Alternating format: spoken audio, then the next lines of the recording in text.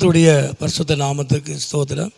இன்றைய தினத்துக்கான தேவனுடைய வார்த்தையானது ஆதியாகமம் 13ஆம் அதிகாரத்திலே அந்த 15வது வசனத்தை நாம் பார்க்கும் பொழுது, நீ பார்க்கிற இந்த பூமி முழுவதையும் நான் உனக்கும் உன் சந்ததிக்கும் என்றென்றைக்கும் இருக்கும்படி கொடுத்து என்று சொல்லி கீழே ஆண்டவர் சொல்கிறார். உன் சந்ததியை பூமியின் தூளை போல பெருக பண்ணுவேன் அப்படின்னு சொல்லுகிறார்.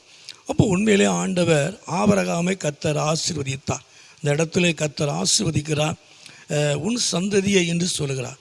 உன் சந்ததியை இந்த பூமியிலே தூளை போல பெருக பண்ணுவேன், உனக்கும் உன் சந்ததிக்கும் என்று சொல்லுகிறார். என்றென்றைக்கும் இருக்கும்படி, அது என்னென்றைக்கும் நிலைத்திருக்கும்படி நான் உனக்கு இந்த காரியத்தை செய்வேன் அப்படின்னு ஆண்டவர் ஆபிரகாமுக்கு வாக்கு கொடுக்கிறார்.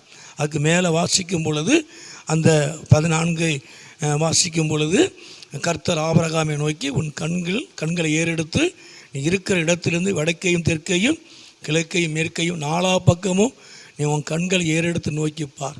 நீ பார்க்குற இடத்தெல்லாம் நான் உனக்கு தருவேன், நீ கால் வைக்கிற இடத்த நான் உனக்கு தருவேன், உனக்கு மாத்திரமல்ல உன் சந்ததிக்கு நான் தருவேன் என்று சொல்லி ஆண்டவர் ஆபிரகாமை ஆசீர்வதிக்கிறார். இந்த இடத்துல ஆண்டவர் ஆசீர்வதிப்பதற்கு நோக்கம், அதை குறித்து நாம் வேதத்தில் வாசிக்கிறோம். அதாவது அந்த 8வது வசனத்தை நாம் பார்க்கும் பொழுது, ஆபிரகாம் லோத்தை நோக்கி, எனக்கும் உனக்கும் என் மெய்ப்பருக்கும் உன் மெய்ப்பருக்கும் வாக்குவாதம் வேண்டாம், நாம் சகோதரர்கள். அப்போது இந்த தேசத்தில் நமக்கெல்லாம் தெரிந்த காரியம், இந்த தேசமெல்லாம் உனக்கு முன்பாக இருக்கிறது, நீ என்னை விட்டு பிரிந்து போகலாம், நீ இடதுபுறம் போனால் நான் வலதுபுறம் போகிறேன் அப்படின்னு சொல்கிறார். ஆபிரகாம் சொல்லுகிற ஒரு காரியம் தன் சகோதரனுடைய மகனை பார்த்து, அதான் நமக்குள்ளே வாக்குவாதம் வேண்டாம், நமக்குள்ளே பிரச்சனை வேண்டாம், நாம் சகோதரன் சொல்கிறார். அதாவது இந்த நாட்களில் ஆபிரகாம் விட்டு கொடுக்கிற ஒரு மனிதன். இப்போ நாம் சகோதரராக இருக்கிறோம். அப்போ நாம் சண்டை போடுவதனால, நாம் வாக்குவாதம் பண்ணுவதனால தேவ நாமம் தூசிக்கப்படக்கூடாது. இந்த நாட்களிலே கிறிஸ்துவ வாழ்க்கையில் தேவ நாமம் தூசிக்கப்படாதபடிக்கு நம்முடைய கிறிஸ்துவ வாழ்க்கை இருக்கணும். கர்த்தருக்கு மகிமை உண்டாவதாக. ஆண்டவரை ஏற்றுக்கொண்டவர்கள் மாத்திரமல்ல, ஆண்டவரை ஏற்றுக்கொள்ளாதவர்களுக்கு சொல்லுகிற காரியம் என்ன அப்படின்னா, நாம் விட்டு கொடுக்கறதுனால நிச்சயமாய் நாம் கெட்டு போவதில்லை. எந்த ஒரு காரியமும் வாக்குவாதம் பண்ணாதபடி, சண்டை போடாதபடிக்கு நாம் விட்டு கொடுக்கும் பொழுது நிச்சயமாகவே ஆண்டவர் உங்களுக்குன்னு ஒரு ஆசீர்வாதத்தை கர்த்தர் வைத்திருப்பார்.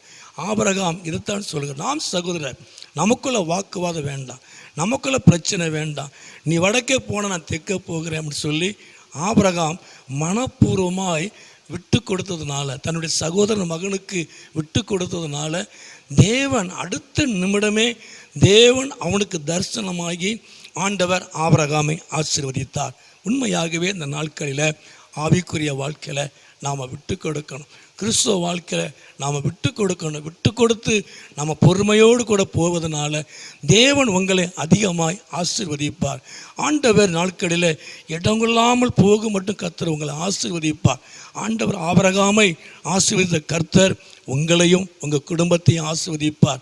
உங்களுக்கு மாத்திரமல்ல, உன் சந்ததி என்று ஆண்டவர் சொல்லுகிறார். ஒரு விட்டு கொடுக்கிற மனுஷனுடைய வாழ்க்கையில் அவனுக்கு மாத்திரமல்ல, அவனுடைய சந்ததிகளுக்கும் தேவன் ஆசீர்வாதத்தை வைத்திருக்கிறார். நிச்சயமாய் கர்த்தர் உங்களை ஆசீர்வதிப்பார். நீங்கள் விட்டு கொடுக்கிறதுனால, தேவ நாம மகிமைக்காக நீங்கள் விட்டு கொடுத்து போவதனால கர்த்தர் உங்கள் வாழ்க்கையில், உங்கள் பிள்ளைகள் வாழ்க்கையில் ஆண்டவர் பெரிதான காரியங்களை செய்வார். அவர் ஆசீர்வதிப்பார். ஜெபம் பண்ணுவோமா?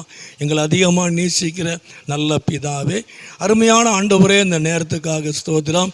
இந்த சத்தத்தை கேட்டுக்கொண்டிருக்கிற ஒவ்வொரு பிள்ளைகளையும் குடும்பங்களையும் என் ஆண்டவர் ஆசீர்வதித்து உங்களுடைய நாமத்தை மகிமைப்படுத்தும். நீர் மகிமையான காரியங்களை செய்யும். இயேசுவின் நாமத்தில் ஜெபிக்கிறோம் நல்ல பிதாவே. ஆமேன், ஆமேன்.